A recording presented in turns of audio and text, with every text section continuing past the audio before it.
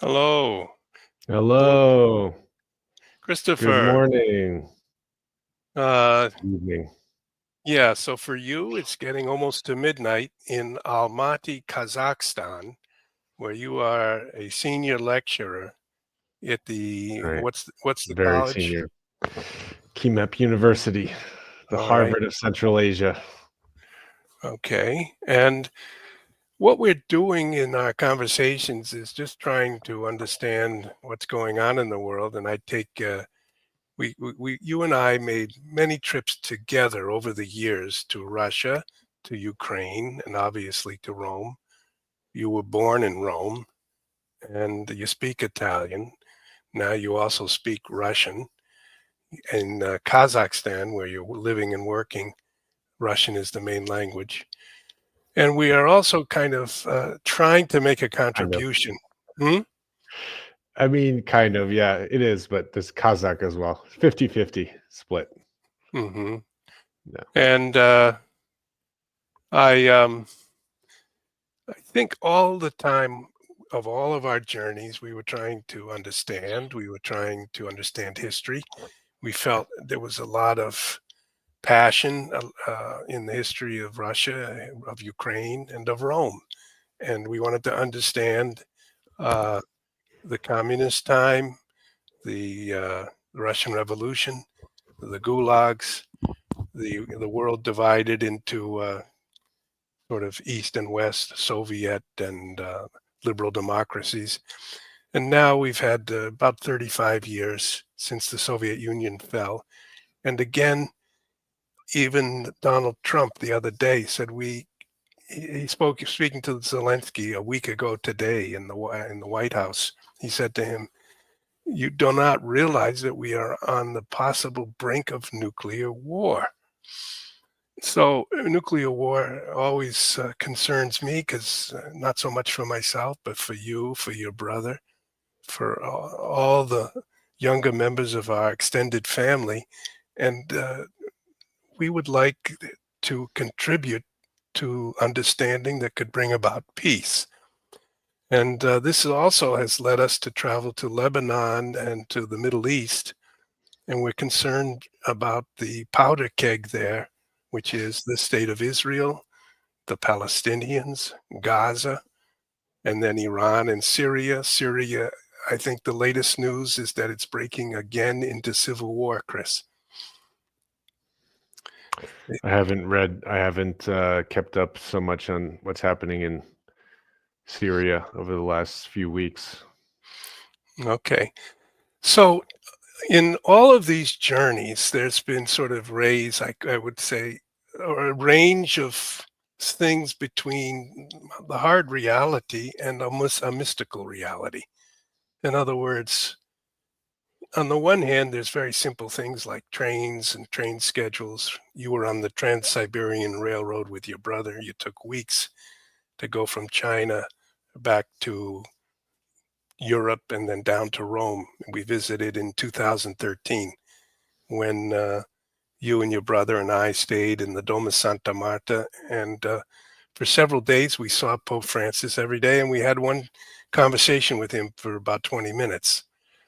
And of course, he's now lying in his hospital bed and very sick. But he seems to be in stable condition. And they were telling me that the antibiotics in his infected lungs were not working. And day after day, they thought he was perhaps going to pass away. But now he's stabilized. And it could be he'll recover and leave the hospital. That's good. It's great news.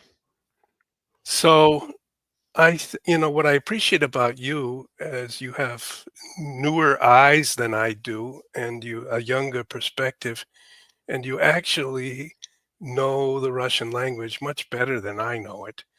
So, for one reason or another, I remember you were at college, and you told me the first day you were signing up for classes. You were a freshman, and Yep. you called me on the phone, and you said, um, "Dad, I was going to continue my Spanish, but all the Spanish classes are closed, Yeah. and I'm supposed to take a language."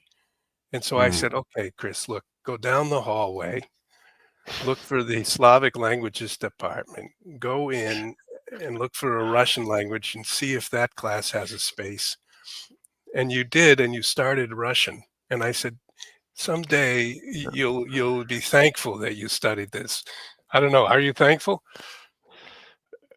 I guess, yeah, I mean, it wasn't like a walk down the hall, but yeah, it was uh I think it was the only language that had it was one of the only languages that was not full. So at that time it would have been 2003, which is also kind of crazy to think about. No, No. I'm sorry, 2007.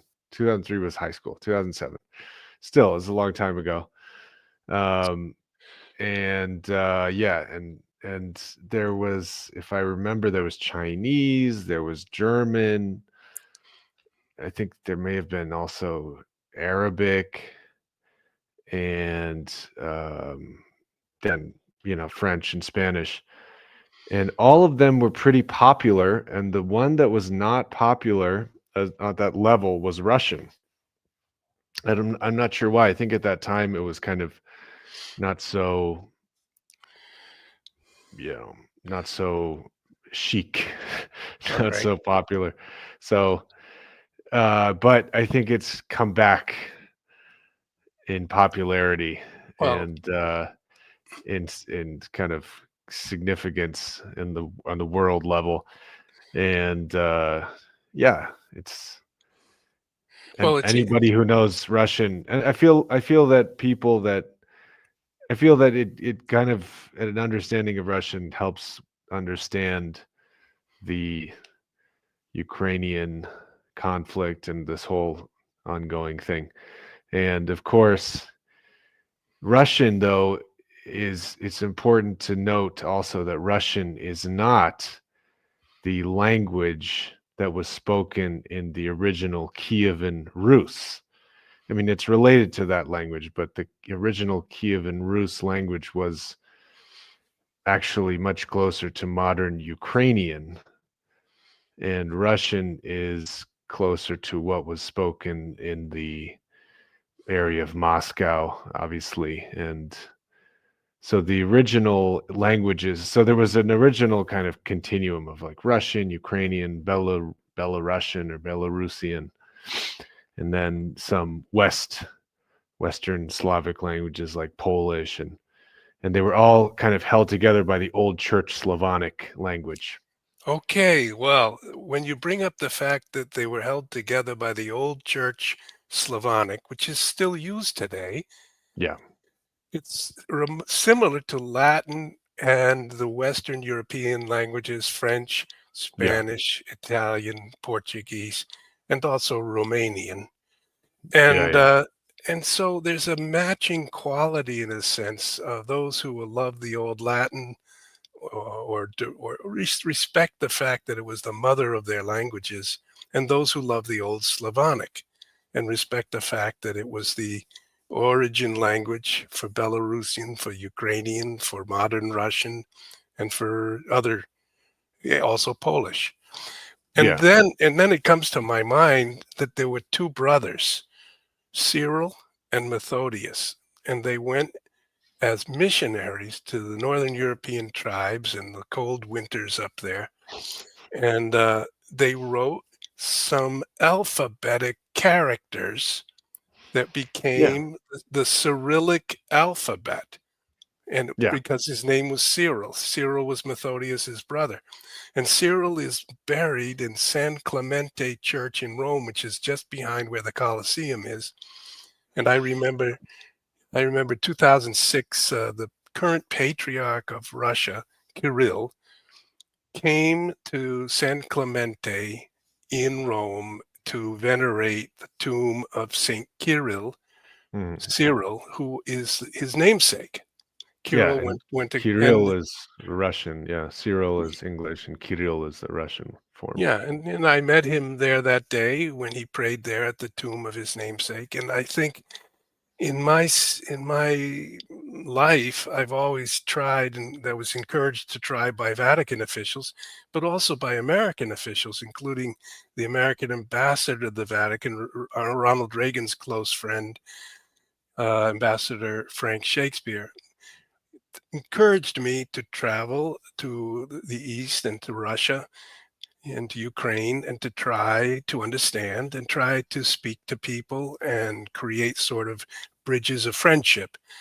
And that, in a sense, was the mission. But it and as the crossroads of this mission, I became fascinated by the figure of a woman whose name was Elizabeth, Elizaveta.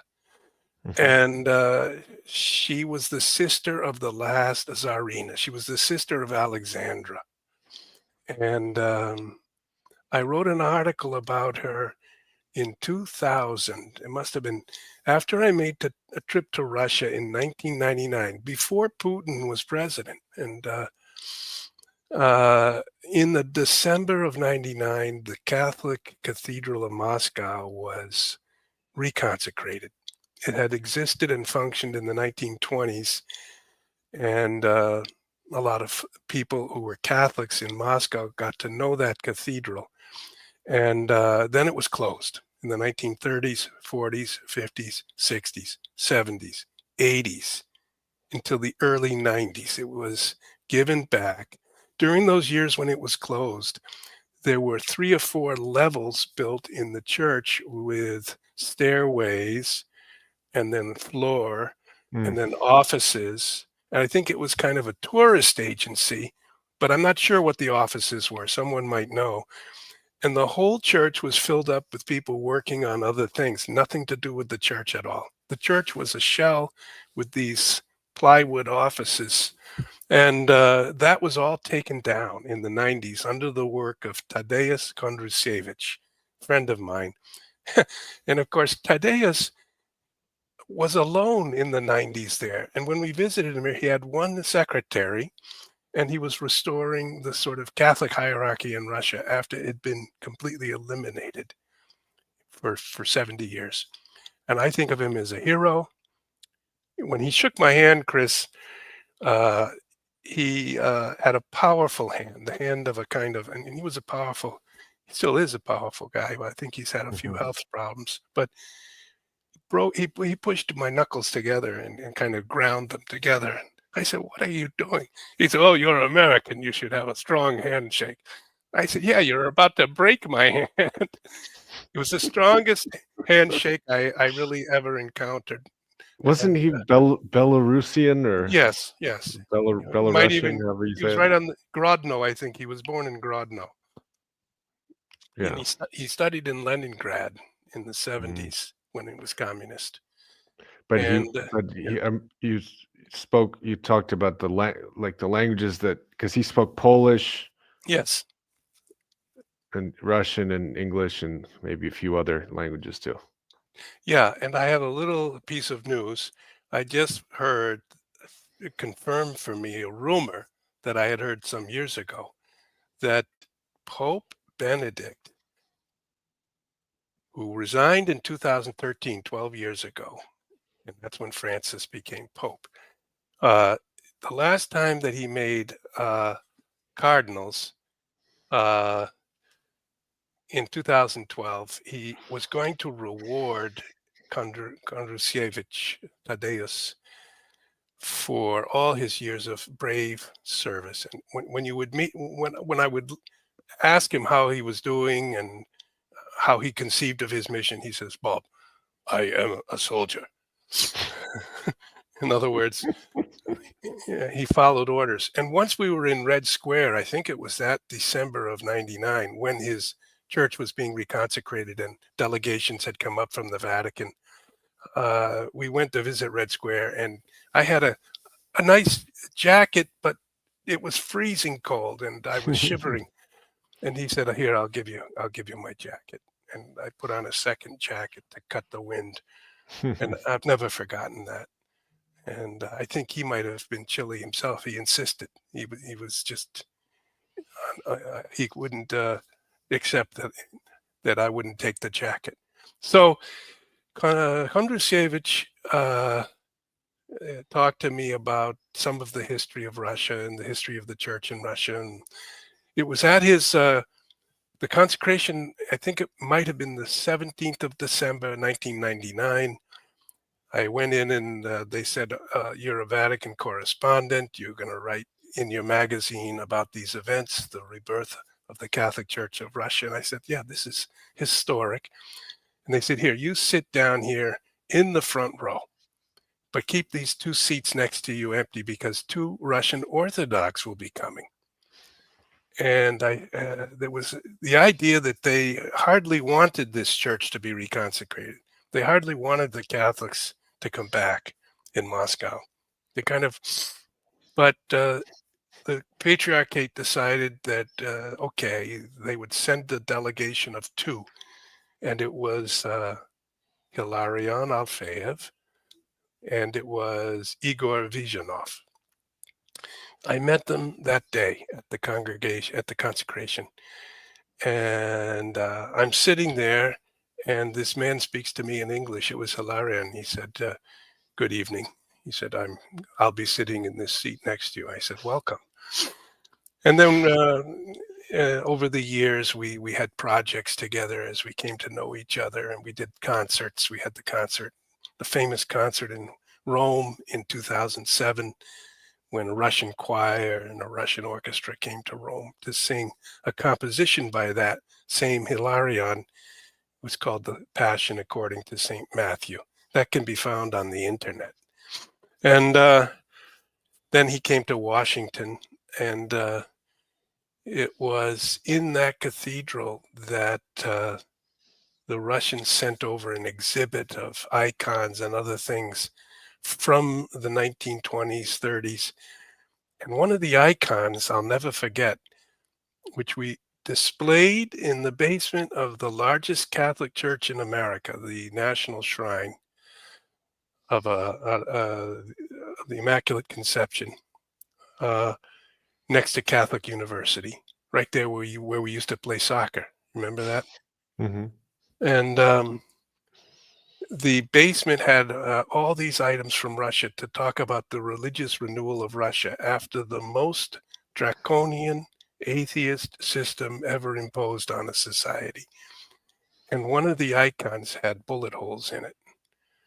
Somehow, in some battle or some eruption during the Russian Revolution, guns had gone off and the bullets had penetrated this icon. Mm. And so I always had the sense that what we were doing was trying to understand what had happened, and in that process, in our writing or just in our friendships, create a structure of mutual trust, of mutual appreciation, mutual respect that might lead at some point to avoid a third world war, to bring about a time of peace, as was prophesied at Fatima in 1917. So you kind of participated along with me, perhaps sometimes reluctantly, but you made many journeys with me, and you saw many things. But I wanted to get to this Elizabeth, who was the sister of Alexandra, and she founded a religious order after her own husband was assassinated in 1905 in Moscow.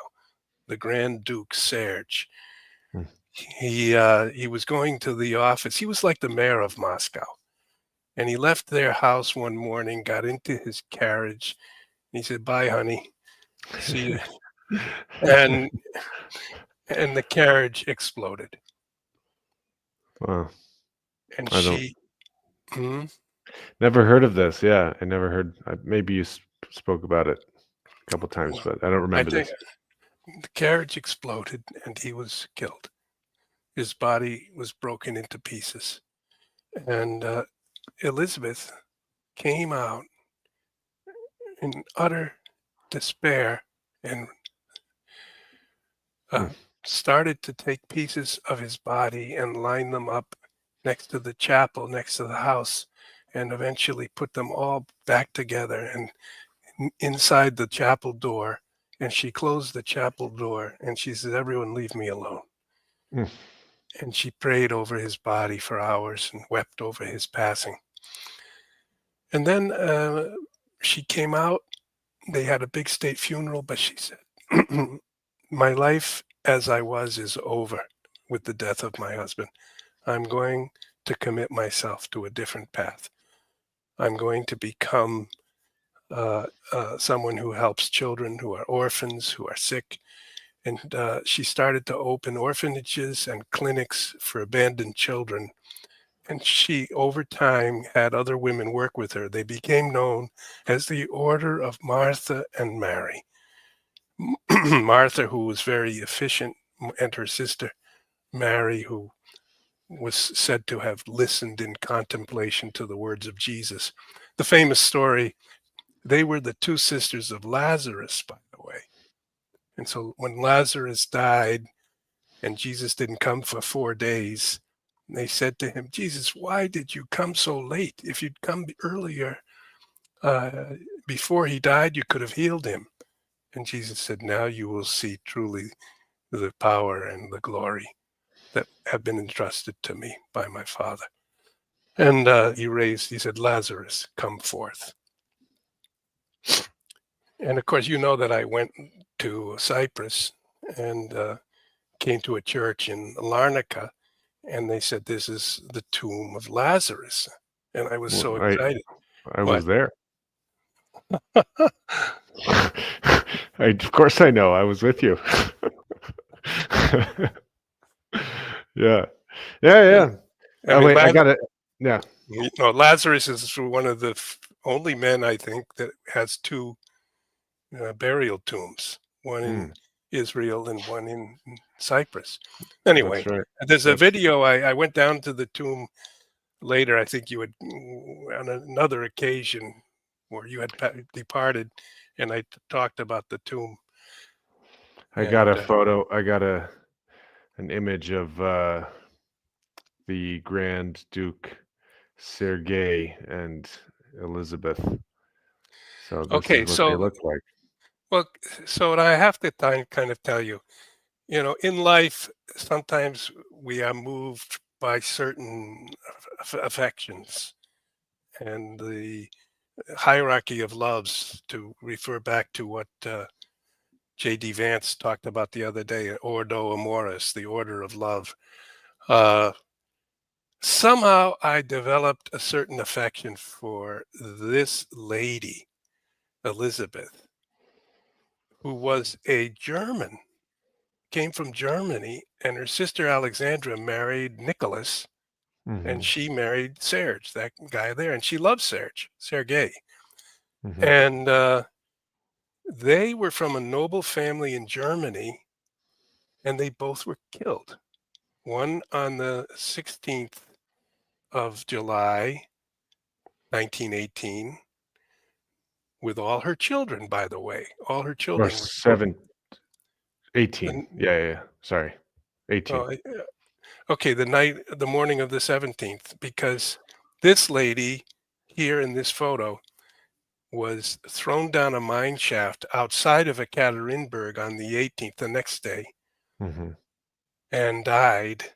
But the villagers said for 3 days, for 3 days they heard hymns and psalms being sung from this mine shaft. And then there was silence, and they went down and they found her body. And she was a nun at that time. You may have a picture of her as a nun, Saint Yeah, Eli but, uh, when I heard of the manner of her death, I said, "Somehow I must make her better known to the world." That's why I'm talking about her. I've written mm, articles about her, and I wanted to say there were people in Russia in the early part of the 1900s, and there were vast injustices. There were, nobles and peasants, and the country was trying to find a way to, to go into the 20th century as the Western world was probably 30, 50 years ahead with starting to build highways already, where in Russia they still had horse-drawn carts, and as the car was being invented, etc. So when I heard of her death, um, I kind of said I'd like to make her better known, know more about her. So I asked my colleagues who I could find that knew anything about her. They said, well, her order was reestablished in the 1990s. After the Soviet Union fell, the Order of Martha and Mary, established by that woman, there she is in her monastic or nun. The Russian Orthodox do have nuns, and this is Elizabeth, who was thrown down a mine shaft, and then they threw hand grenades down after her. Then for 3 days they heard hymns and psalms, and then there was silence. Then they went down. They found that she had taken this white garment and torn it into strips, and they had thrown down several others from her household. And one was a duke, and mm, he was dead next to her, but they found that his wounds had been bound up with strips from this garment. In other words, the last thing that she did in her life was to sing hymns, sing psalms, and to bind up a person who had been wounded and was lying in the darkness of a mine shaft. So they took her body out of the mine shaft and they brought her up from underground. And we went to the place. We went to that mine shaft. And yeah, we went there on the 100th anniversary of the day. 100 years after 1918, July, we went in 2018 in July, and we said a prayer at the death location of this Russian who was a German, who was a noble woman, who was the granddaughter of Queen Victoria, which is why King Charles of England somehow has a connection to her and has given donations to this order of Martha and Mary. So um, let's. So they took her body. They somehow packed it in ice. It was July, but they put it on some type of a vehicle, and they got it to the Siberian Railroad, and they sent it to the east. They didn't want the communists, Lenin and the others, to get her body, and it reached Harbin. It's that same railroad that you took in 2013, the Trans-Siberian. yeah. So she was going the other way, west to east, and she got to Harbin in China. Then there were negotiations what to do. And finally, she was put on a boat, so still, I guess, kept in ice or in some way preserved. And the boat came all the way around the Indian Ocean and up through the Suez and came to Palestine in 2000, in 1920. Mm, And she was brought to the Garden of Gethsemane, where the Russians have a convent, the Russian Orthodox had a convent. And that is what I wanted to talk about with you today. Because in this present conflict in the Middle East, just as Trump said to Zelensky, we're on the vigil of World War III if we're not careful, so too the situation in Israel is worrisome. And it's on my heart that there would be some consensus to make peace. And I think it's probably in the heart of St. Elizabeth. She was declared a saint by the Russian Orthodox Church. She's not a saint in the Catholic Church, But the fact that she was executed, the fact that she was a nun, and there are letters, I've read the letters she wrote to her father. Her father didn't want her to become Orthodox. She was raised as a Lutheran in Germany, as a kind of evangelical Lutheran. And she said during the 1880s and into the 1890s, she wrote letters to her father, and he kept saying, "Don't enter into that mystifying and mystical world of the Orthodox. Keep the Protestant faith." And she said, "No, I've slowly come to believe the presence of God is here." So she had a conversion, and the sacraments of the Orthodox Church are the same as the sacraments of the Catholic Church, reflecting that 1,000 years when we were fully united, from the beginning up to 1054, the Great Schism. So these are the two halves of the Church's breathing power that St. John Paul II refers to in his 1995 letter, Ut unum sint, that they may be one.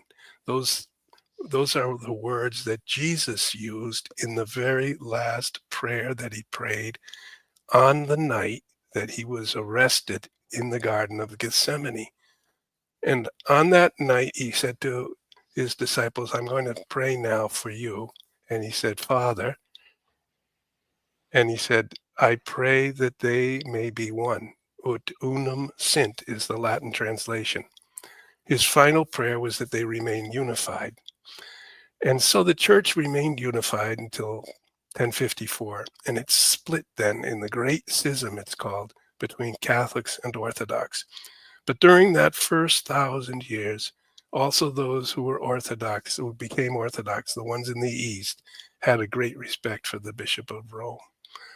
And therefore, uh, along these lines came a kind of vocation in my life that passes through also Palestine, where Saint Elizabeth of the Orthodox, this German woman who was killed by the communists, thrown down the mine shaft, her body was brought to Palestine. For the whole 20th century, she was buried in the Garden of Gethsemane. And right at the finally, I think in 2004, just a few years ago, 20 years ago, her body was brought back to Moscow. And I visited, I think we've both been to the grave in Moscow, the tomb of Saint Elizabeth Fedorovna. That was her family name.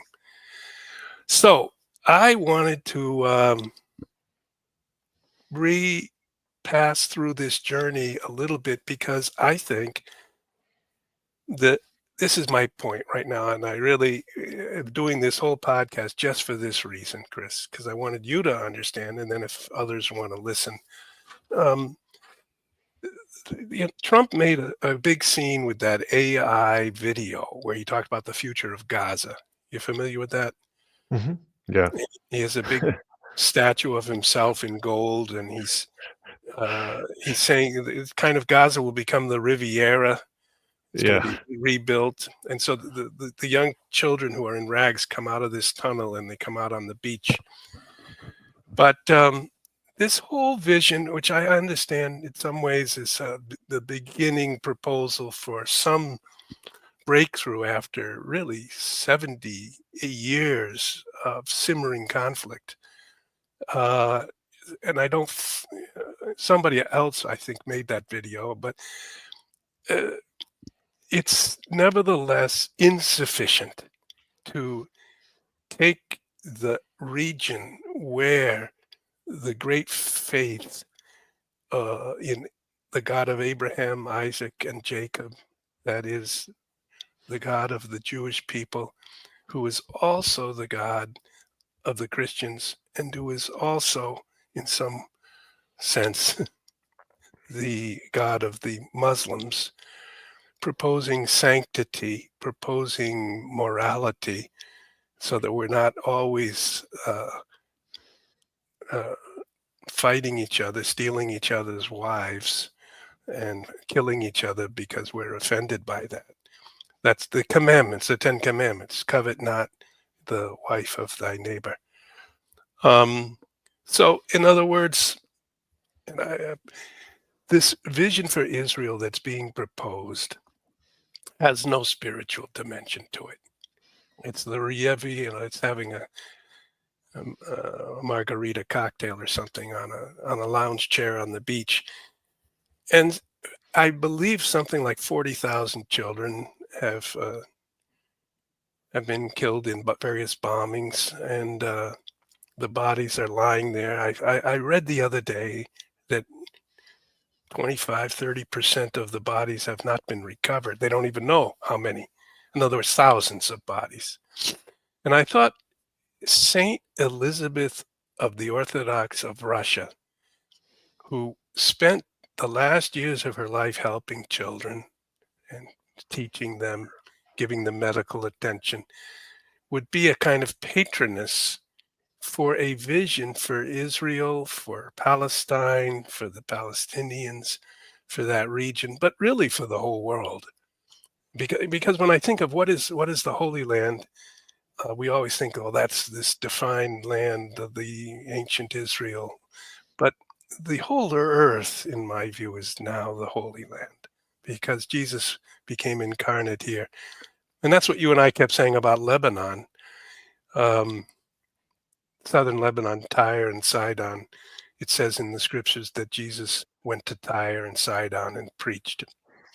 And that's in Lebanon. So you and I always would say, well, Lebanon is part of the Holy Land. We remember that trip we took there. Yeah, yeah. And but I kind of think since the eternal became part of time in the incarnation and breathed the air, walked on the shores of the Mediterranean, walked up the southern Lebanon. But somehow, in my view, which I hope is not heretical, the whole world in some way became the Holy Land because he entered into space and time. The whole universe was consecrated by the presence of the Logos. And therefore, this battle is not of concern. This struggle for making peace in that land is not only in the context either of turning it into the Riviera or turning it into one state or two states. It's a battle for a vision of how human beings should live and how we can become brothers, trusting one another, and each of us with a certain dignity and self-respect, and how we can be neighbors and have the common good. Okay, this is the lady. This is Saint Elizabeth, correct? Yeah. And then Okay, Chris, you don't even know what you've just done, which is wonderful. Do you see the words at the bottom there? you mean the signature? Yeah, Oh yeah. Ella. ELL 1890, ELLA, which is ELLA. that was her nickname Ella. Yeah. Yeah. for Nice. Elizabeth, Uh-huh. 1894. Yeah. So that's 130 And years then ago. I found this quote which was saying Lenin stated upon the murder of Her Royal Highness Grand Duchess Elizaveta Fyodorovna of Russia, virtue with the crown on it is a greater enemy to the world revolution than 100 tyrant czars. Okay, Chris. I'd love you to reflect on this and say something poetic because nothing, go ahead and keep that on the screen because nothing could be more profoundly worthy of reflection than this sentiment of Lenin. What would you say about it?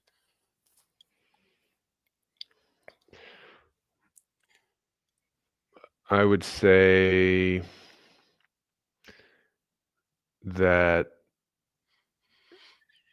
it's it's almost a person who transcends politics. So if you are a sheer materialist or you're just a someone who has no belief that there's any type of spiritual existence or spiritual world, it does make sense to want to have a world revolution. because there's so much inequality, there's so much suffering of ordinary people.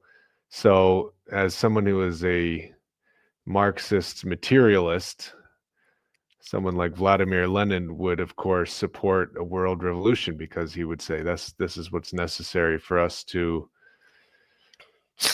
rectify the grave injustices that the world's proletariat is living. And if, though, there is something more than just this material existence, and it's the same question of the Grand Inquisitor also, like the earthly bread and the heavenly bread of the Grand Inquisitor.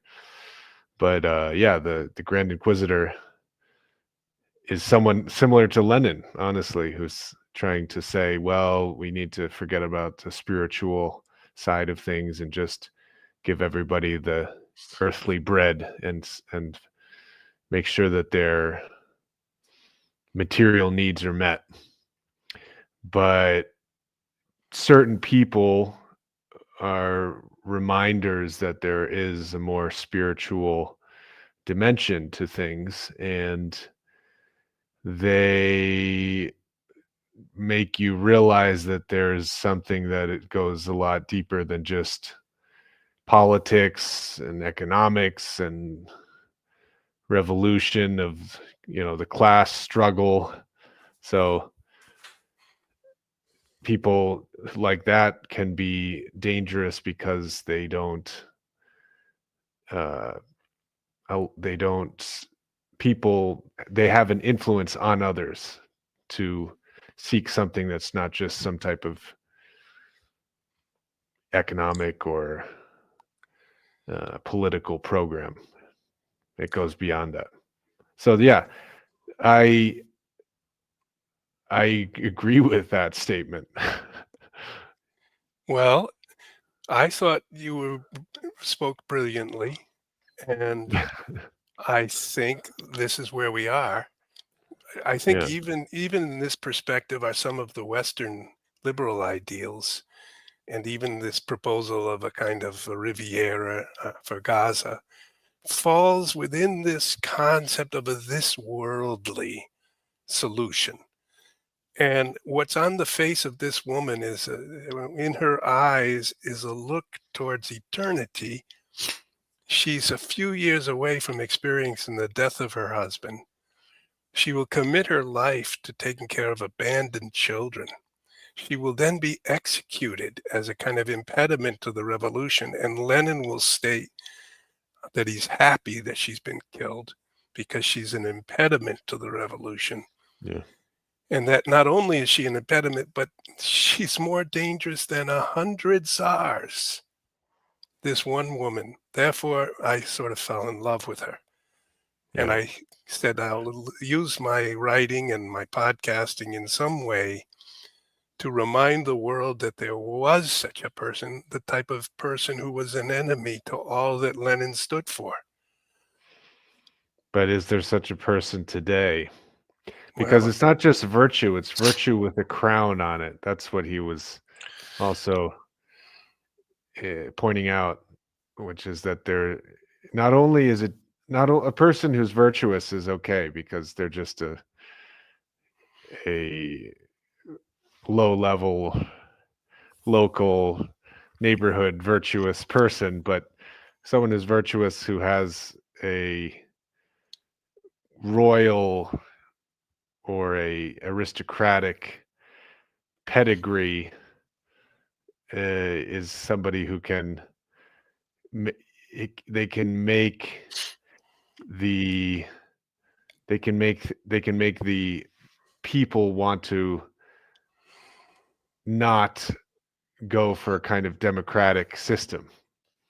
They well, could say people who see someone like her would say, well, let's just let her, run the country, run, a lot of our political, let's let people like her run things rather than mhm. having a more democratic Well, system. I would the two answers I have. First, those people I think have a point. If people like this would be allowed to run things, there would be compassion. There would be eventually justice. There would be the things that Lenin thought he was fighting for with a bloody sword, wiping out entire classes. And he somehow was wedded to his revolutionary idea and he wanted the blood to flow. That's why he hated a woman like this. And then whether we have them today is what I intended to try to assist in the formation of your mind and your heart and your virtues and your courage. Part of the reason I wanted you to be born in Rome. Yeah, Maybe well, I, we don't but maybe we don't I, have I'm more of a I'm more of a democratic. I don't support an aristocracy.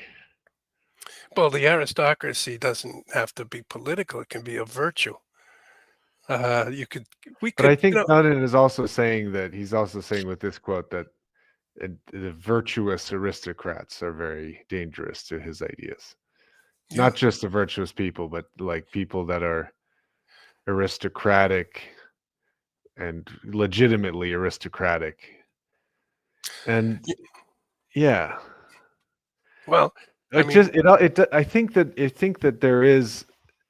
I don't know where I read it. I've been actually looking for this quote for a long time, but I read somewhere that it might just be something I read, on a chat board somewhere, but it stayed with me a long time. This quote that at their fundamental level, all people and all individuals, when they think of psychologically, when they think of the way to run society, they either fundamentally tend towards anarchy or they tend towards monarchy. There's no like psychological urge for, being democratic. You either want to just do exactly whatever you want, every man for himself, or you want to be told, or you want someone to tell you what to do and give you your own life purpose. So I think that there's a lot of truth to that. Like we have two fundamental drives. One is just to be told what to do by a kind of top down monarchical system, and the other is just to do exactly what we want, you know, hmm, on any given day that we wake up, which is anarchy. And I don't know. I think that Lenin is kind of the second. He's a kind of embodiment of that second drive, and then the aristocrats of Europe were basically the embodiment of the first drive of monarchy and then telling others how society was going to be organized and what they were going to be doing. So I don't know. I do think that the I don't know. What do you think of the aristocratic system? well, Because I we mean, we don't have an aristocratic system now well, we've in the got, same way that we had it we back have an 100 years ago. aristocracy of money. Our Yeah, kings well, are that's not the same thing. the titans of industry and of the artificial intelligence now, billions and billions, I think trillions of dollars. So, Yeah, but that's not exactly the same as as an aristocrats who claimed the divine right of kings and the divine right of dukes, etc. hmm, We almost laugh at that now. I mean, we do laugh at that. It's funny to us to imagine that someone could be divinely ordained well, I by don't know. God to be the Don't king of the country. don't you think that I mean, don't you think I that don't. same blood runs in our veins? Maybe. I I mean, mean, if we I are mean, this, well, we're more like, if you think about it in the Lord of the Rings, I also relate to the hobbits. I don't just relate to yeah, the but certainly, kings. well, Tolkien was certainly reflecting on many of these questions, no doubt. Yeah, I like the Lord of the Rings because it's not just the aristocratic elites who are saving things for the underlings for their underlings to continue to survive. The hobbits actually also have to play their key role, and so I think that we need everyone. We don't just need aristocrats and we don't just need proletariat. And I don't know. I guess in history there's been times when it was more in balance and then other times where it was very unbalanced.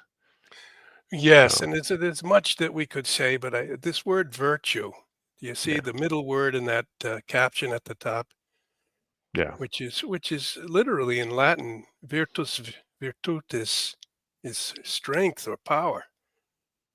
Mm. We Yeah, tend because to vir it means a man, right? vir come from the man. Yes, it's the origin root of this word etymologically is manliness. Hmm. Well, which gets me back to my favorite quote of all time, which I used all on my letters for years.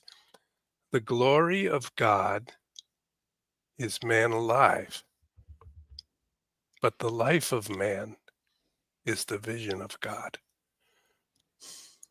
In other words, if you go around saying, "Where do I see the glory of God? Where do I see it? Is it the mountain, with the clouds over the mountain? Is it the ocean spreading endlessly? Is it the tiger, this majestic, or the lion, majestic, a tree, a great oak tree, the grove, the sacred grove? This is God's glory. Or is it the lightning bolt?" But Irenaeus of Lyon, who was the student of Polycarp, who was the student of John the Evangelist. Irenaeus lived from about 130 or 120, 130 AD to 190 AD. And he wrote he was the Bishop of Lyon in southern France. So they call him Irenaeus of Lyon, though I think he was born in the Middle East. So the Roman world, they traveled all around the Mediterranean quite freely. But Irenaeus said, "The glory of God is man alive." So man, if I look in the world and I see another man, I say, "What is this that I'm seeing?" And you talked to me the other day about us being a vortex of consciousness in some sense. That Or a quality, or a what is it when you have a little slice of something that's a image of the whole? a well, a flame, no, a flicker. Uh, like, well, uh, yeah, it's the concept of the soul. It's the concept of what is it to be a person. It's the concept of what is it to be conscious and to have Hologram, a hologram. We're kind of like a hologram of consciousness. okay. Well, we have a doctrine that says we are in the image and likeness of God, and of course, God we have to understand, or God is defined as that which greater than nothing can be conceived. That's the definition of Anselm of Canterbury around just after the year 1000. He was in southern England, his famous St. Anselm.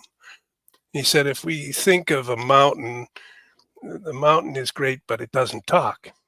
So it can't be as high as God. So God needs to be as big as a mountain, but he needs to be personal. He needs to be loving. If there were a God who was a kind of miserly, mean-spirited, self focused, and that's what we see this same quality in human beings. We think the highest that a human being can reach is a type of selflessness because in our selflessness, our self is fulfilled. Well, somehow to be in the image and likeness of that which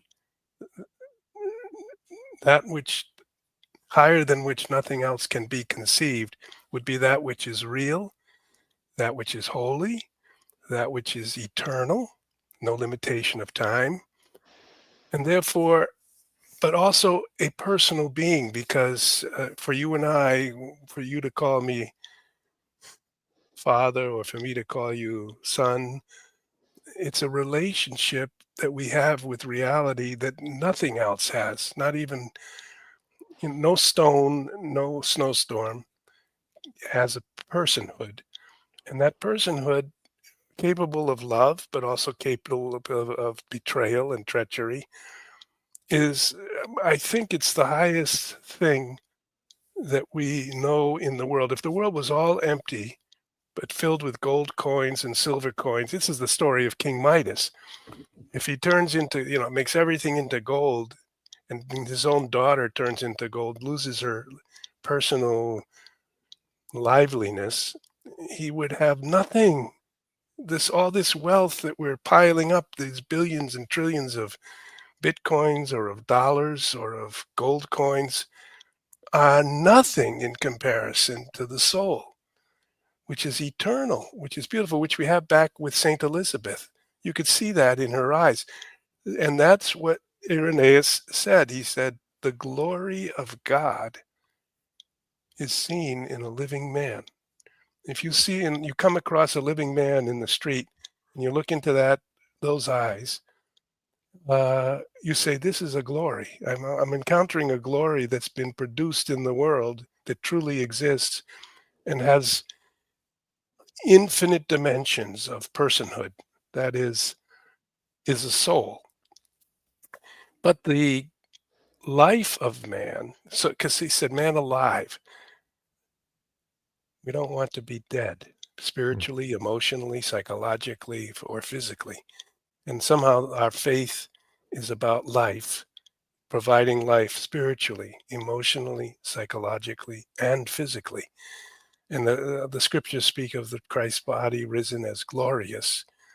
And so the archetypal glory is the man Jesus risen and he would said to his disciples, you shall see the glorified Son after his crucifixion and passion. So, and that's the archetypal glory that's greater than which we have not seen in this universe, the risen Christ. And that's why through the centuries, the church has continued to embrace and teach and remain faithful to this message, despite all the temptations of temporal success and power and wealth and pleasure. Okay, this gets us back. I wanted very much in our conversation to do a couple of other things. Get to the Garden of Gethsemane where Saint Elizabeth was buried as it is today. And I think we have a little video.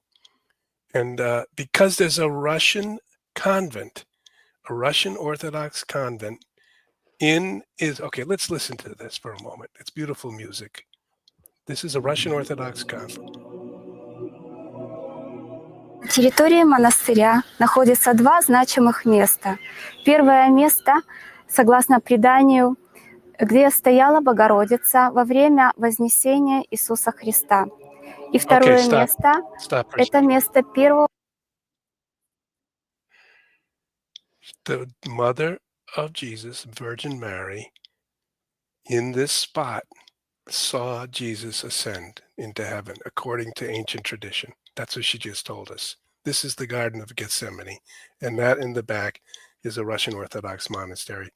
This is a Russian woman who's here as a type of guide, and this is not very long ago. And in this area, within a few feet of this area, is where Saint Elizabeth was buried after her body was thrown down the mine shaft near Ekaterinburg, Alapayevsk it's called, and taken on the Trans-Siberian Railroad to Harbin, put on a boat, and brought all around the Indian Ocean to the Mediterranean, unloaded at the port of Israel, and brought to Jerusalem, and right to this place she was buried for about 100 years. Now she's body's back in Moscow.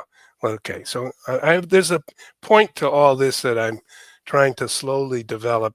It's hard to get one's thought expressed and to get it shared and understood. So we're trying. Okay, let's hear what she says. И второго обретения главы Иоанна Крестителя. Oh, the head of John the Baptist was here. There is the convent church. Spaso Ascension Cathedral, because the ascension was believed to have occurred here. And she Сегодня мы blesses herself. посетим Илионско-Спас. So today we will visit the Olive Monastery of the Ascension. Okay, Christopher, when you see this woman, is this the glory of God, a woman alive? I guess so, yeah. I don't know her, but she seems nice. Let's just look inside the church just for a moment, then we'll go on to the next report. Вознесенский монастырь. Он находится в непосредственной близости от часовни Вознесения. The Russian candle in the Garden of Gethsemane, just outside of the walls of Jerusalem. Это часть камня, где, согласно преданию, стояла Богородица во время Вознесения Иисуса The Христа. stone where Mary stood Часть камня, during которую Christ's мы ascension. видели внутри церкви, камень, на котором стояла Богородица во время Вознесения Иисуса Христа.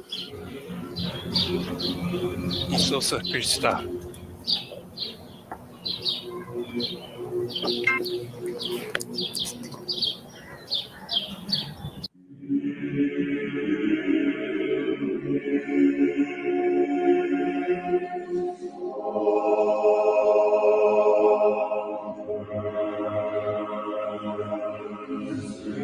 That's the ascension. That's the painting of Christ's ascension.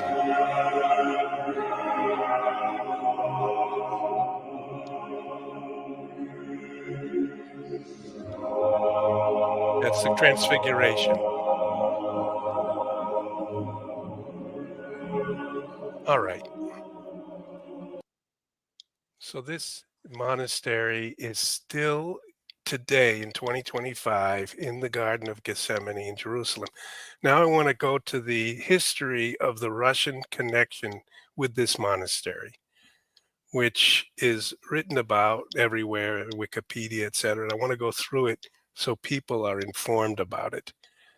And this somehow suggests to me the possibility of a spiritual interest of Russia after the time of the Soviet Union in the fate of the Holy Land. And therefore, just also as we Americans, you and me and others, including J.D. Vance, who's a Catholic, and even President Trump, who's not a Catholic but is married to a Catholic, Melania, could somehow conceive, and I think many Jews as well, they could conceive of a solution to the potential World War III over the Holy Land in some type of discussion about the spiritual nature of that land, which in some way metaphorically, to my way of thinking, is the whole world, and how we ought to treat it with great respect, great love, great devotion. The Russian Orthodox properties in the state of Palestine. History. Let's kind of scroll bit by bit down. 1840s up to the Russian Revolution. Maybe would you like to read this, Chris, and just comment whenever you feel? Sure. So I'll just get it for myself. It's a bit small. So the first Russian Orthodox Archimandrite arrived in Palestine in 1844. So they've been there for a long time. That's it's almost 200 years, 180 years. And Russia's focus on the area began when Napoleon III took over control of France in an 1851 coup d'etat and moved to seize control of properties in the Holy Land held by members of the Greek Orthodox Church. Mm-hmm. The court of the Tsar had long held itself to be the main patron and protector of Orthodoxy, especially after most of the membership of the Greek Orthodox Church from 1460 until 1821 fell under the control of the Islamic Ottoman Empire. Through diplomacy and the show of force, Napoleon III forced the Ottoman Empire to recognize France as the sovereign authority in the Holy Land. This moved, people forget this was before Britain. France Yeah. had the role. Yeah.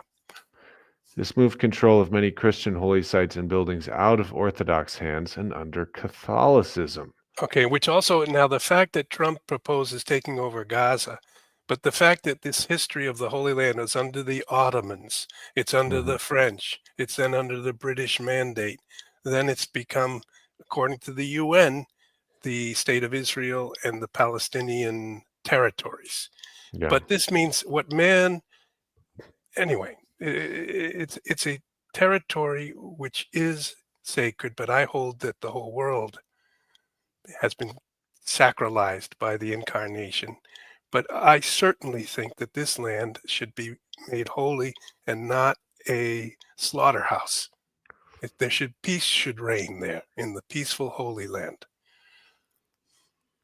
So after France was recognized as the sovereign authority in the Holy Land, many of the sites, the holy sites, were under Catholic authority. And then these events were one of the main triggers for the Crimean War of 1856.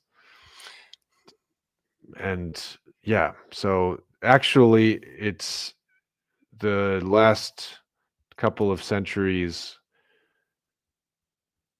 well, yeah, even before the last couple of centuries, there was rivalry between Britain, France on one hand, and Russia on the other hand. And many times Britain and France were actually allied more with the Ottoman Empire against Russia, despite the fact that Ottoman Empire was Islamic and Britain and France were, nominally Christian, or they were Christian, majority Christian, and France was sometimes Christian, sometimes atheist, and going back to being Christian again. But they were rivals. France, Russia, and the UK, the Great Britain, they were all rivals in the control of the Holy Land.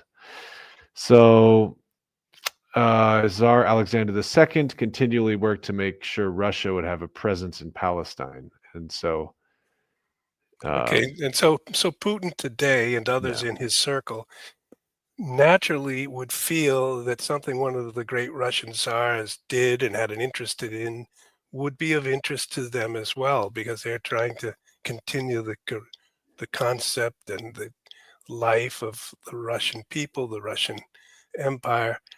So it's a fixed point that Alexander II continually worked to make sure Russia would have a presence in Palestine.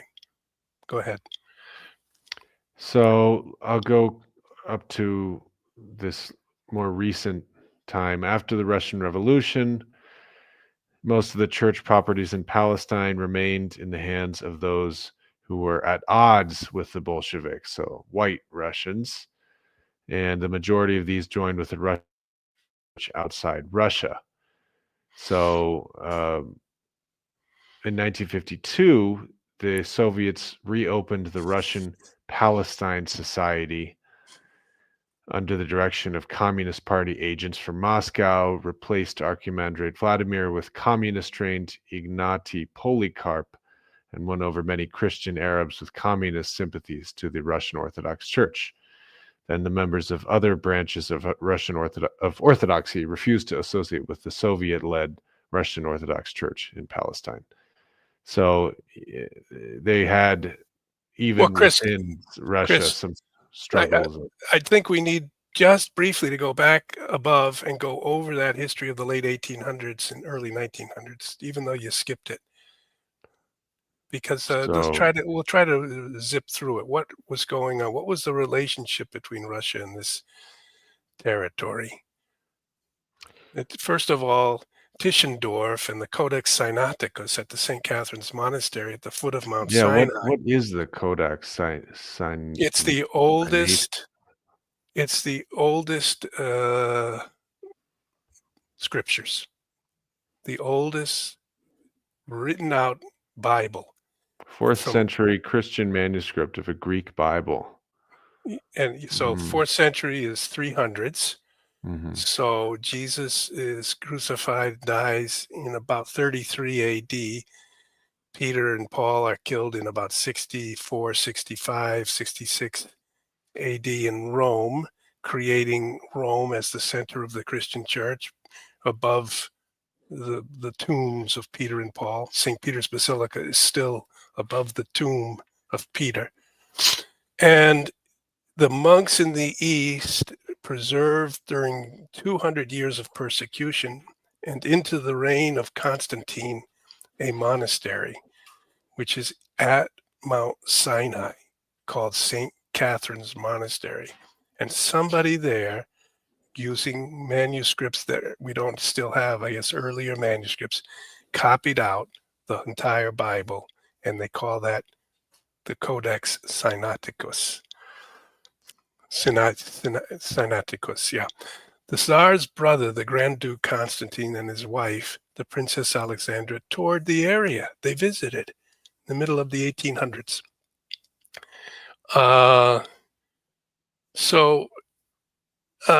Then there was inner Orthodox struggles. It was around this period Bishop Uspensi began missionary work in the area. His detractors claim he was a Tsarist agent with the scheme of wresting the Jerusalem Patriarchate away from the church's liturgical twin, the Greek Orthodox Church. So remember, there were 5 great patriarchates in Christianity. Do you remember? And we speak of them sometimes as the fingers on a hand. Yeah. And Jerusalem would be the first. Antioch would be the second, where Peter was before he went to Rome. Jerusalem, where the James became the bishop of Jerusalem. Antioch, where Peter before he went to Rome. Alexandria, which was the largest, most important city in Egypt. It was Cairo, really, but Alexandria, the third. Rome, where Peter went, where Paul died, which became the Patriarchate of the West. And then finally, Constantine created New Rome, which is called Constantinople, which is called Byzantium, which is now called Istanbul, which is the city on the Bosphorus, which you and I also visited, where the Ecumenical Patriarchate is located. We had a wonderful visit with Patriarch Bartholomew. And these 5 patriarchates are the original centers of the leadership of the Christian church. Jerusalem, Antioch, Alexandria, Rome, Constantinople. But they say that the 4 that remained Orthodox were Jerusalem, Antioch, Alexandria, Constantinople. All were Orthodox or Greek-speaking. First, they were Catholic up until the split, but then they went with the Orthodox, and Rome was the Catholic Patriarchate. And the old idea was that Rome was the thumb and the other 4 fingers could grasp something. But if the thumb was not there, they couldn't. So the idea of many Christian believers is that these 5 should work together and should be united. They should be reunited, and this would be the first great task of ecumenism, to reunite, overcome the split of 1054, and that would fulfill the prayer of Jesus, Ut unum sint, the prayer that he prayed the last night of his earthly life before he was arrested in the Garden of Gethsemane. So let's go back to this description here of Russia's involvement in Palestine. So the Russian government began using the middle paragraph. The Russian government began using its diplomatic influence to persuade the Ottoman sultans to refuse the berat to candidates for patriarch to any Greek Orthodox Church bishop that disagreed with them. By 1860, the Russian Palestine Society was founded. The society guided pilgrims to the Holy Land and bought property in Jerusalem and Nazareth. In addition, it ran a theological seminary that also focused on teaching politics. Just one comment. It shows that the leadership in Russia and the cultural elites in Russia had a sense that their spiritual identity came in part from this Holy Land. And they wanted to purchase land there. They wanted to visit, be pilgrims there. And they wanted to be able to return there, reminiscent of the way that many Jews feel that they wish to return. In other words, there's a spiritual connection for all those who follow Judaism, Christianity, and Islam because of the connection of Muhammad with the Dome of the Rock in Jerusalem.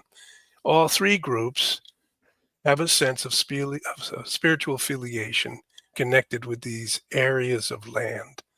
I could argue that it could be spiritualized and you wouldn't have to have the physical connection. And these are things we could discuss in future. But the Russians are showing here a profound nostalgia, we might call it spiritually, from Moscow toward Jerusalem. So go ahead. The Russian Palestine Society built hospices for Russian pilgrims and churches where the liturgy was in Slavonic all over the country, to the great annoyance of the Greek patriarchal element. The Russian Orthodox Church soon attracted more Arab Christians as it championed the idea that local Arab clergy should be promoted to bishops and hierarchs instead of having clergy from Greece imported and put in authority over them. Also in the 1860s, the Russians began building an extensive group of buildings outside the city of Jerusalem on Jaffa Road, known as the Russian Compound. Did you ever hear of this before? Nope. Okay. So it's something new. Let's go forward. So I'm just looking at the Russian Compound now. It says it's one of the oldest districts in central Jerusalem, featuring a large Russian Orthodox church. The Russian-owned Sergei's courtyard and premises of the Russian Consulate General in Jerusalem, as well as the site of former pilgrim hostels. Okay. Interesting. So they had a lot of Russian pilgrims coming. So these consisted of large. Yeah, I just read that. And massive hostels for the pilgrims, a hospital, several other buildings capable of housing 1,000 pilgrims, all within walking distance of the Russian consulate headquarters at the time, which I guess this is still part of the Ottoman Empire, but it's now under French, some sort of Ottomans conceded it to the French, right? As I understand. The Russian Orthodox Church built also an ornate church at Gethsemane, where that girl was just walking, where Jesus prayed in sweated blood, then where a gang of armed men came and found him, and he was identified by Judas with a kiss and betrayed. This is the man you should arrest. All that occurred right there. And another at the site where their tradition holds that Jesus made his ascension at the Mount of Olives, which we just saw, the stone. So these are places of the spiritual history of the Christian faith, which the Russians, as far as they were Christian, had a deep devotion to. Another Russian hospice was built in the Muristan, along with an asylum for the insane and schools. Russian pilgrimages were not only encouraged, but even subsidized by the Tsar's government. Now, that would be something if we had pilgrimages to the holy sites in Jerusalem were funded by our government. That might be some funding that we would support. At the time, both Russia's political enemies and many within the Greek Orthodox Church saw these projects as an intrigue of the Tsar to make himself a center of the Greek faith, i.e. orthodoxy, which should rival Rome itself. Of course, this is the question. It's the rivalry with Rome, or is there a fraternal affection which will reunite us into one family of the faith? All this would change with the fall of the Russian monarchy, which is the arrival of the communists. Now let's go forward after the Russian Revolution. The last 100 years of the Russian relation to Palestine. So I'll read it myself.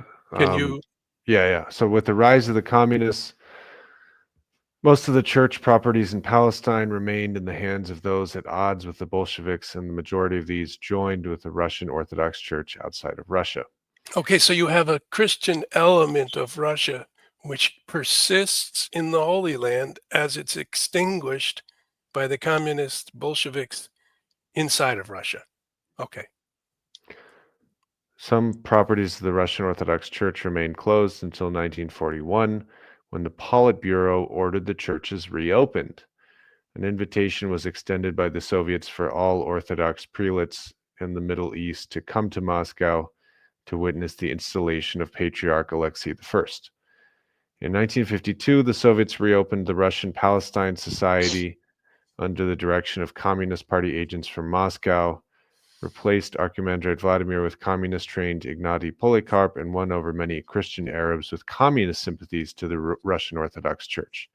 The members of other branches of Orthodoxy refused to associate with the Soviet-led Russian Orthodox Church in Palestine. All right. How does this come up to today? So in 1997, Patriarch of Moscow, Alexei II, attempted... I met him. Yeah, attempted to visit a Russian Orthodox church outside of Russia, monastery in Hebron, with Yasser Arafat. Upon arrival, Arafat and the Patriarch were refused entry by the Russian Orthodox Church outside Russia clergy, who held that Alexei had no legitimate authority. 2 weeks afterwards, police officers of the Palestinian Authority arrived, and by assaulting and cursing priests and nuns, they have managed to evict the Russian Orthodox Church outside Russia clergy, and then turned over the property to the Russian Orthodox Church.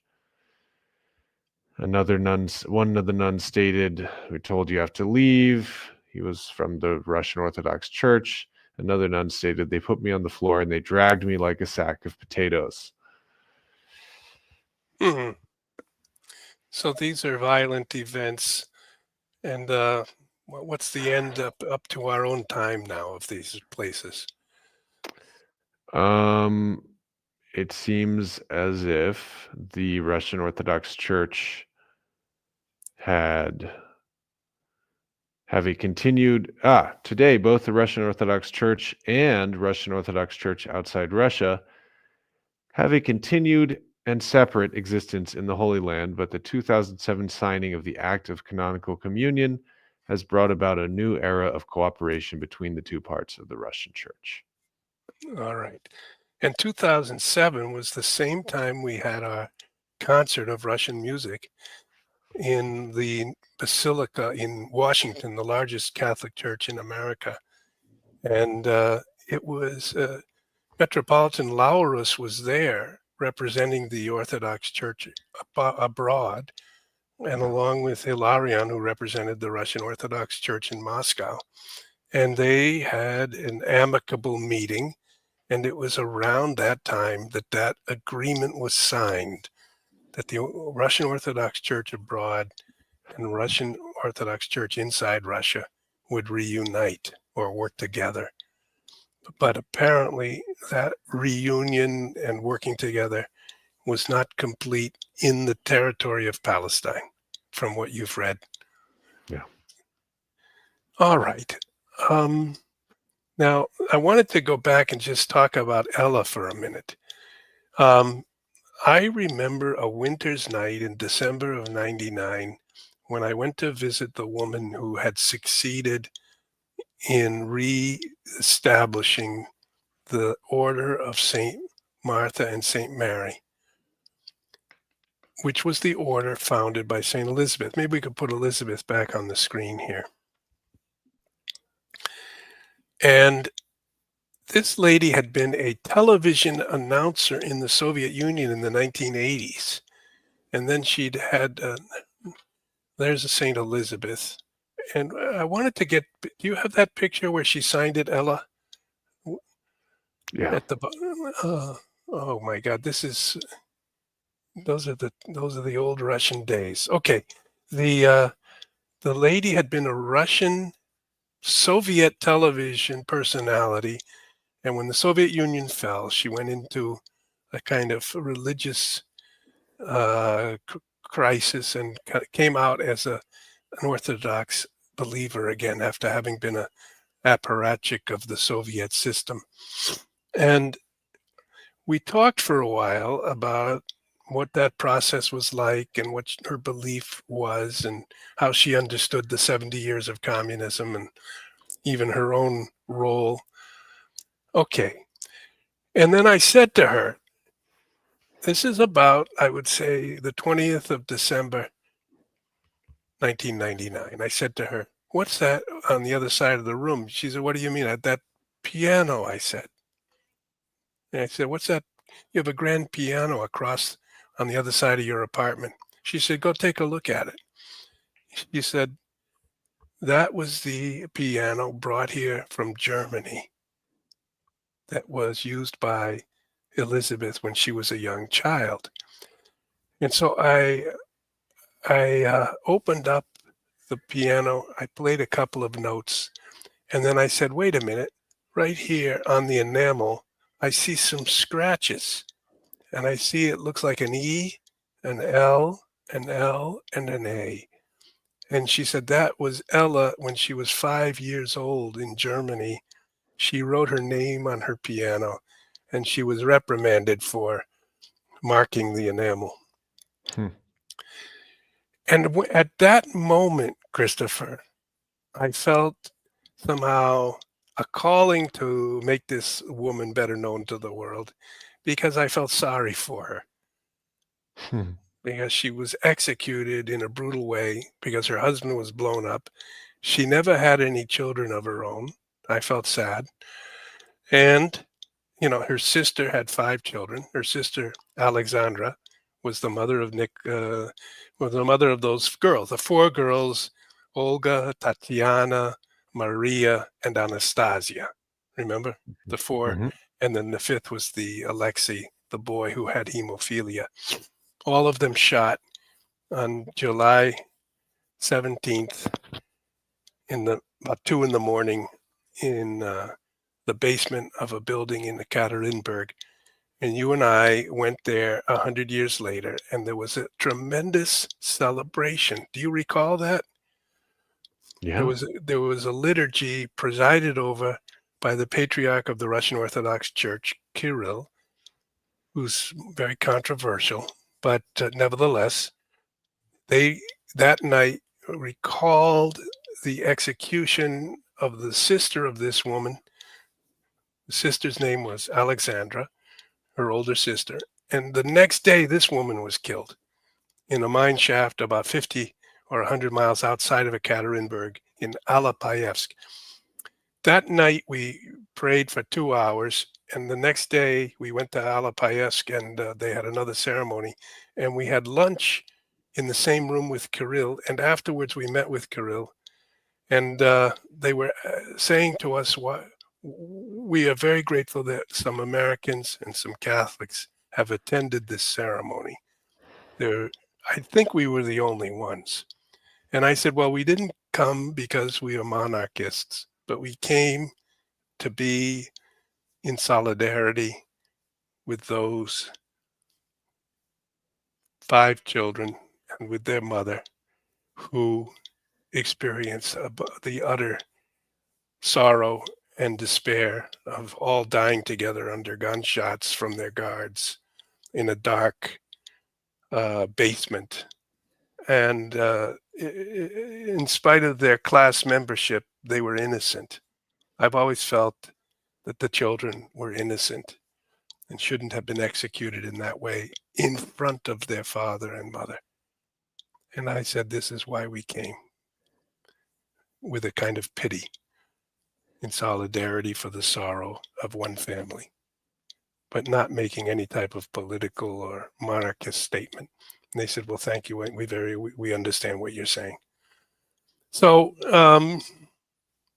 that word, when I see it here, Ella, is just like the characters that I saw on that piano on that snowy night in Moscow in 1999. And I discussed this whole story when I had a chance to speak and meet with Mel Gibson in 2004 in December in Rome and in other places in Italy. We spent several days together. And I said, why don't you make a film about Ella and start with the piano? Maybe she's a little girl playing. Or I said, or alternatively, start with a body tumbling into a mine shaft and then songs and hymns being sung by this woman, beautiful woman, but she's dressed as a nun and she's taking off her garments to bind up the wounds of other people who were thrown down the mine shaft with her, with Soviet guards barking commands above and dropping grenades into the mine shaft. And then cut back to Germany 50 years before as she plays this piano. And he says, well, don't really like that idea as a film. I don't think it'll work.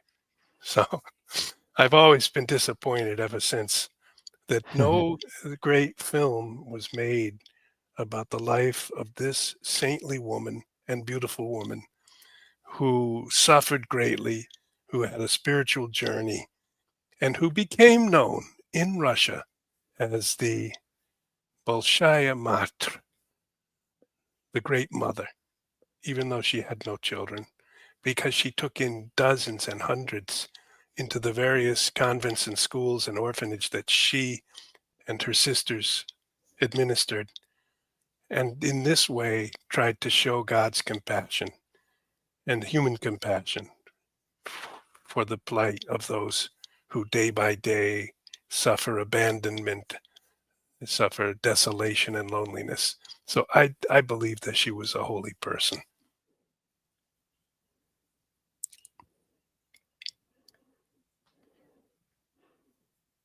Should we listen? Should we read some comments? Sure.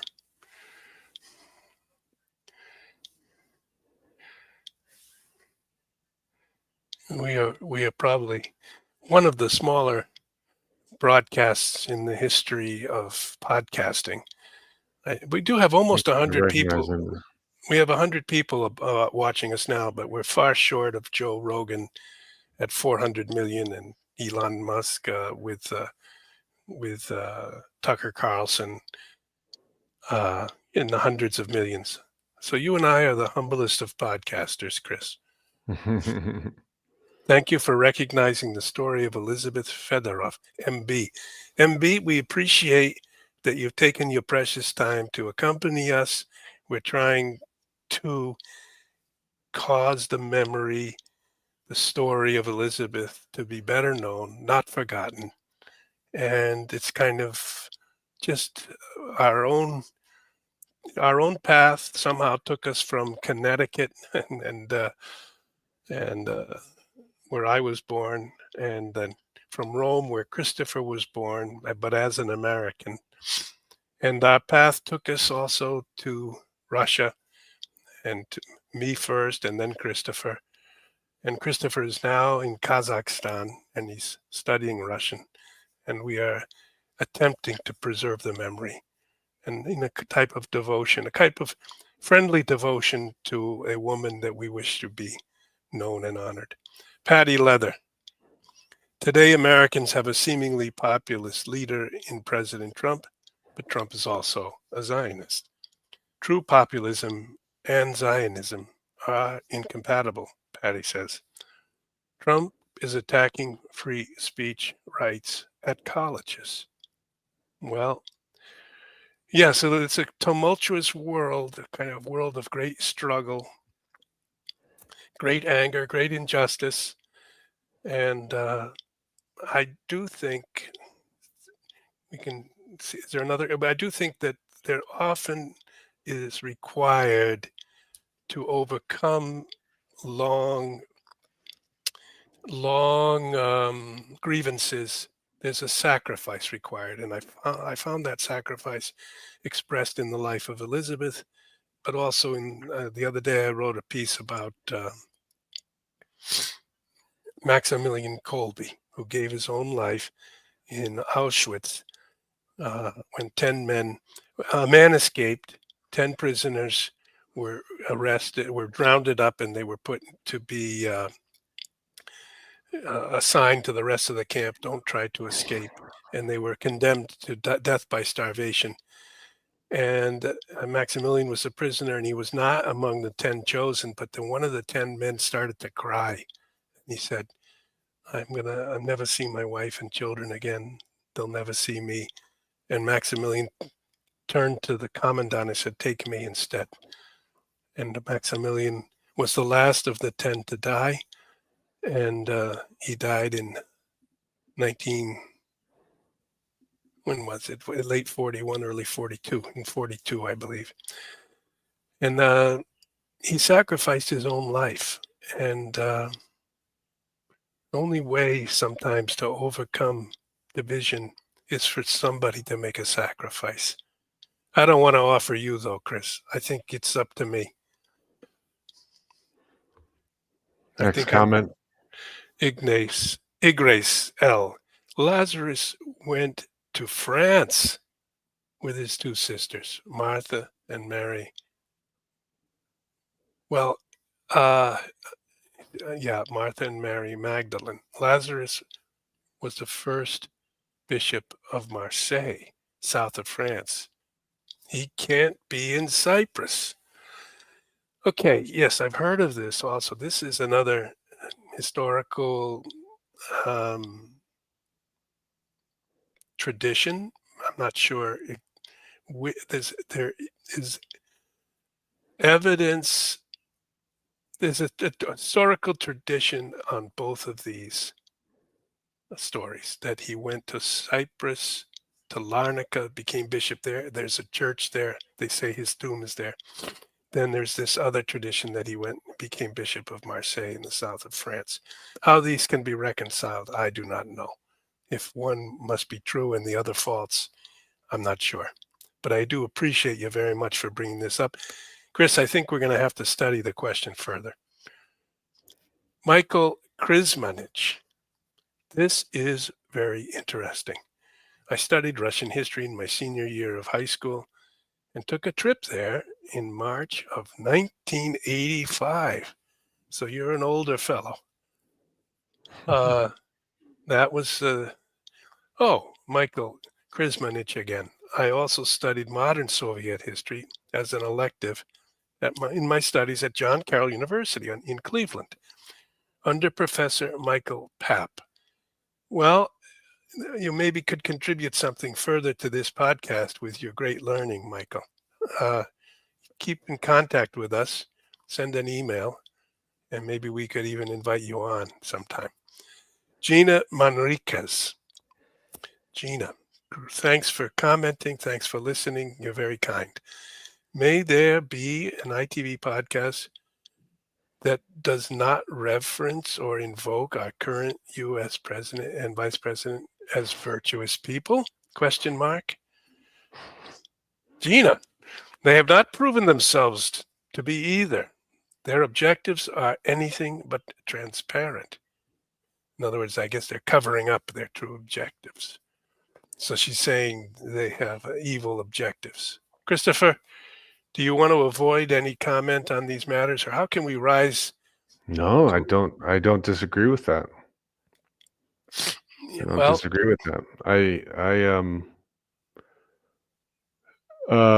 I think I was watching something that I very much agreed with a few days ago that kind of broke down this most recent election and was saying it's Chris Hedges.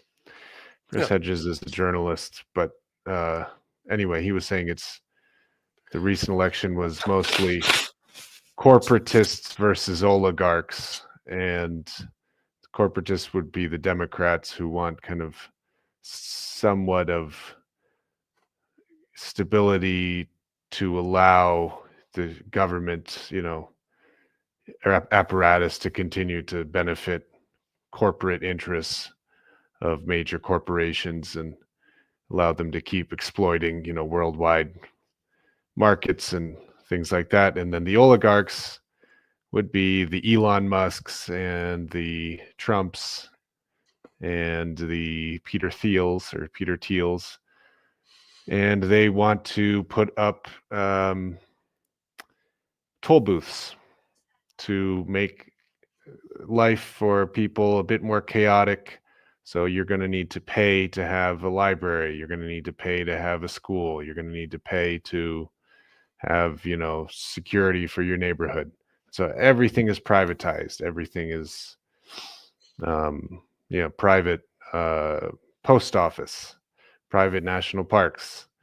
So I do believe that we may come to a point where we have things like that, like privatized post office, privatized Yeah. national park, and I definitely do not agree with that. So Well, I do think that I'm not, by saying that, I don't think that I necessarily would support, uh, whatever alternative was out there to, whether it was between Trump and Harris. I don't know if I would really support either of them. yeah. People, But yeah, that's kind of my opinion on that. So that's my comment on, that's my political comment of the day. Well, I do think that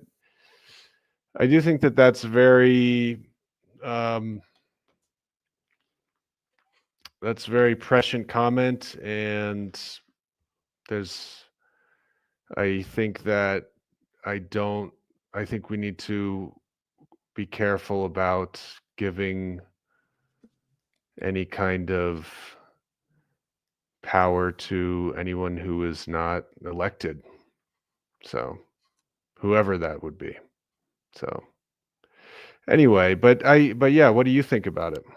well, they they just announced yesterday they want to move forward with the proposal. Elon Musk, I think, announced to privatize the post office, Yeah. and it's it's an organizational issue and an issue of control. If you have Gonzalo Suarez, Dr. Moynihan should write his memories. Well, Agree with, yeah, I do agree with that one for sure. well, there I do have some memories, and some of these we're touching on as we do these podcasts. Yeah. Thank you, Gonzalo. You're in Brazil, in Rio, and of course, you're wonderful country with its own concerns. Um, the common good is a principle that my parents used to talk about, and the common good means you transcend these political divisions, class divisions, and you try to build a society where there can be uh, benefits and peaceful life given to people of all uh, social classes. And you don't just have a kind of tilting of the so Scribbler 007 privatization of the post office might be good. FedEx, UPS are more efficient than the government. Yeah, Well, these they're more efficient they're efficient because the government built the roads that they deliver their You're saying they're their dependent on the prior disposition of resources that they use, but they don't fully account for, acknowledge. It's almost off the Yeah, spreadsheet. I think we need to I think there does need to be some kind of social contract that we all abide by. And that's a very that's a tough topic to Well, I do yeah, think what look into. I think what I just said has some truth to it, that Yeah, if you're truly an accountant, you might find that we live in a reality where people don't have a full accounting and they keep things they don't you know, you said the roads were built by the government and then UPS and whatever Amazon Prime uses the roads yeah, that if the government had built them, they would have to hack their way through the woods and spend money themselves and never be able to provide the service that they do provide. And but that applies, in my view, to so many things that we all are dependent on others. We are on the shoulders of our ancestors, what yeah, they sacrificed, what they created, what they built. You feel that in Italy all the time, that centuries past built these streets, these palaces, these works of art, and that we receive our culture and inherit our culture. And we shouldn't, in a sense, think of it. If we really were to account for it, we didn't come to the knowledge and to the erudition and to the wisdom that we have just by our own efforts. We were yeah, somehow blessed. We were given many, many gifts and grants. And I think we know that we start with our family, our parents. But then if we look around, I always think to myself, who were the workers who built this building? If I'm in New York, who built uh, what's the tower? yeah, The the Empire State Building or the Empire State Building. There's that classic picture of these guys sitting on a girder and yeah, with the lunchbox. I mean, a lot of work has been done. yeah, And one of the great characteristics of our civilization is that we benefit from remembering what others studied, and they leave their memoirs and their records, and we don't forget. We don't have to repeat every time. This might be the key factor in the rise of civilizations. And when that is broken, um, and we have to start from zero all over again, we would be very primitive. And sometimes that happens in situations of war, situations of natural disaster, and you almost require someone to come in from the outside where things are still organized and based on decades and centuries of organized behavior.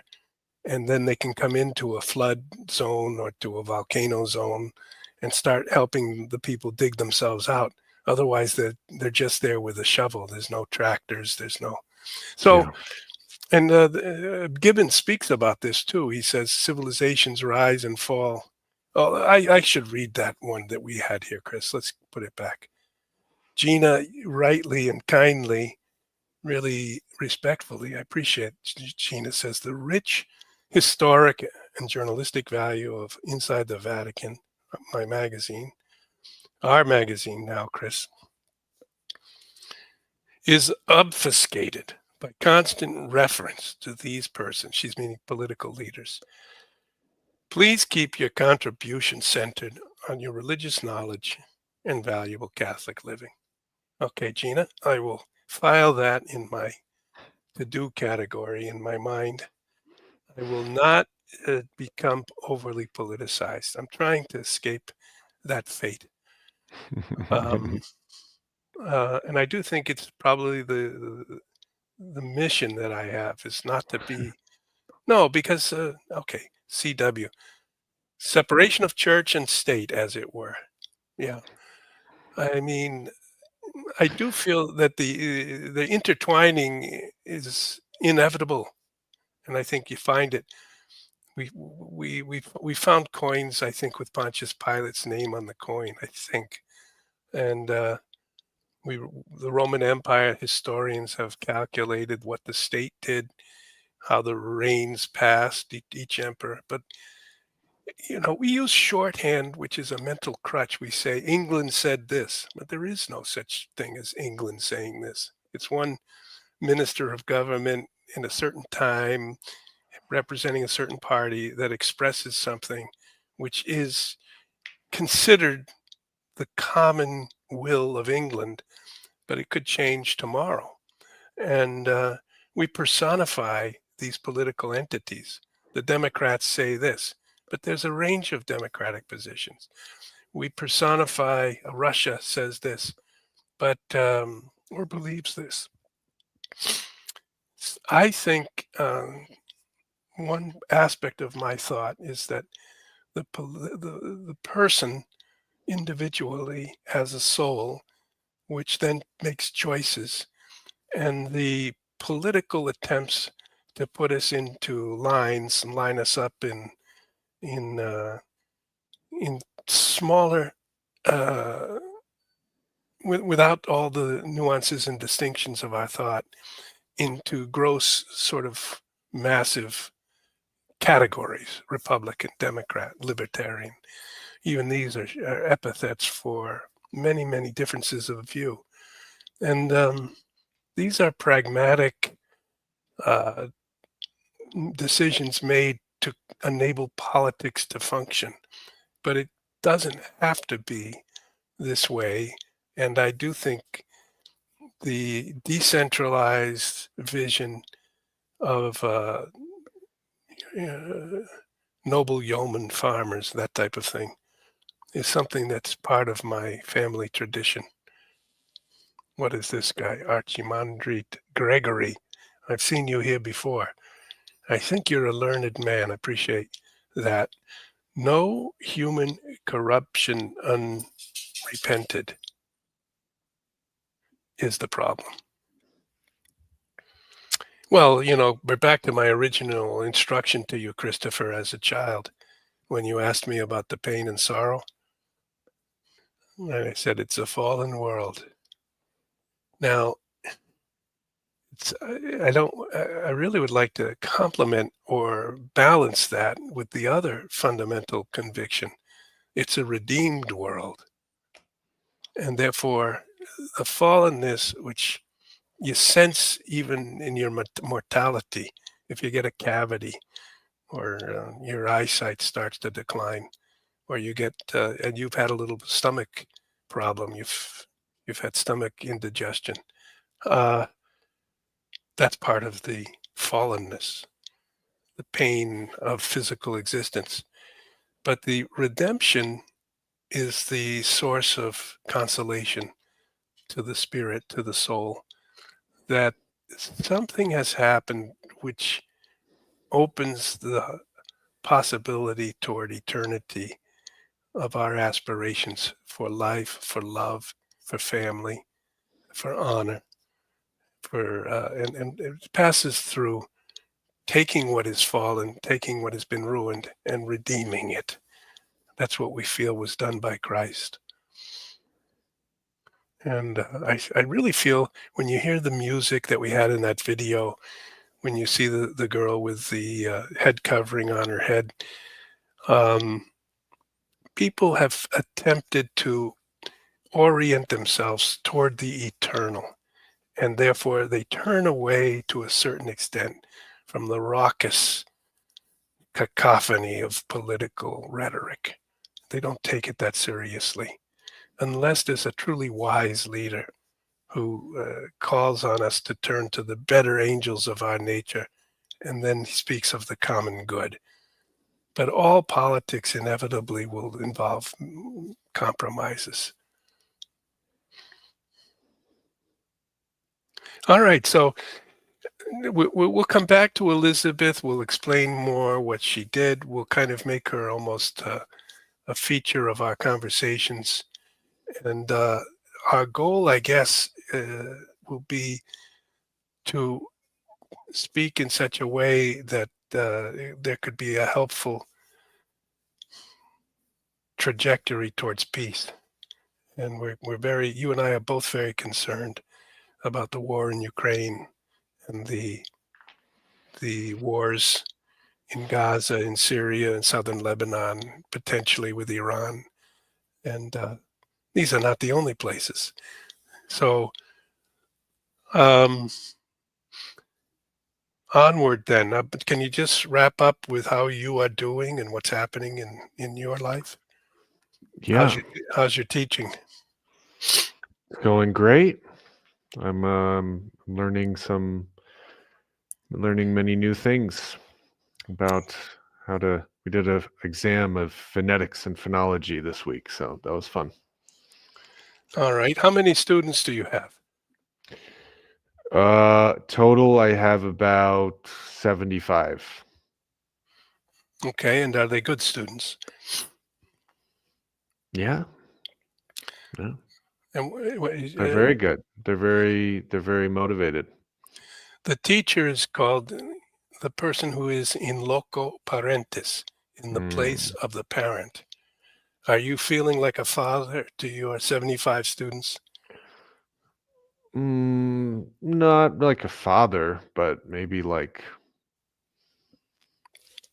someone who is helping them get through there. Because actually, in this country, people graduate. They graduate after 11th grade. So a lot of people are only 16 when they graduate, and they're like just turning 17 when they go to their first year. So all of my first year students are 17. All right. So What do they think of America?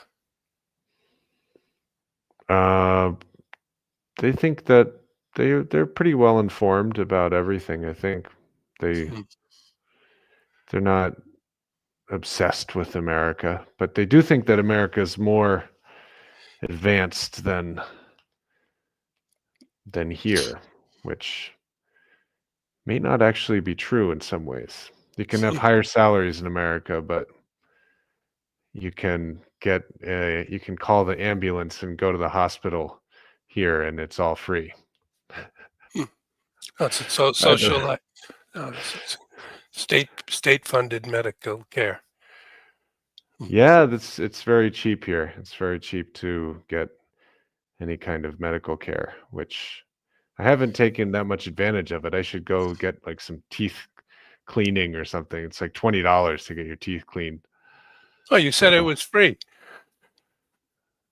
Well, that's not included in the state medical care, but yeah. All right. But yeah, but the university is it's expensive. This is a paid university, so um but there are other universities. I think as far as university education goes, the US is still what a lot of people want to Yeah. strive to get to. Well, So I mean, yeah, I think it's on the technological side, what I referred to before, that it ratchets it forward, that the studies made by Edison or by the Wright brothers on airplanes, we have these newer and newer and newer crafts, but it's true that sometimes you can forget things as well, that uh, we should probably be able to take the very simple things and reconstruct from the very beginning all over again. But the technical side is to be developed and to made more efficient and effective, do something better. The ideological side is what has infected the American universities. Our technical side used to be regarded as supreme. I'm not sure the other universities are very good as well. I trust, whether in England or in Germany or somewhere. But this ideological elimination of the metaphysical and of the virtues as a factor has disappointed me as a member of our culture and civilization. It's kind of a degeneration. So maybe we can participate in an analysis of what's occurred, pro and con, and then see if we can propose some better way forward, so that our time will be spoken of as a time when there was that type of wisdom and virtue that ennobled mankind and didn't trap us all into kind of narrow cage that was less than what we could be, limiting our glory. The glory of God is man alive, but the life of man is the vision of God. What a phrase. Yep. So we'll talk again soon, and appreciate everyone watching. This is the father and son conversation weekly on Fridays. Very much appreciate. If anyone would like to Yeah, thanks everybody. Yeah, you're very kind, all of you. Thank you so much. Yes, and give us a like. See you next week.